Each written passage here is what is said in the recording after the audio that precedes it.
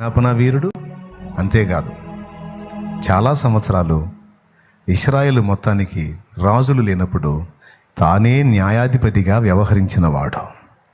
ఒక రకంగా చెప్పాలంటే ఒక రాజుగాను అండ్ ప్రవక్తగా కూడా పనిచేసినటువంటి వాడు, న్యాయాధిపతిగా ఉన్నవాడు సొలొమోను. సొలొమోనా సమూయేలు? ప్రియులారా, సొలొమోను కూడా రాజు ప్రవక్తలే, కానీ హన్నా గన్నది సమూయేలు.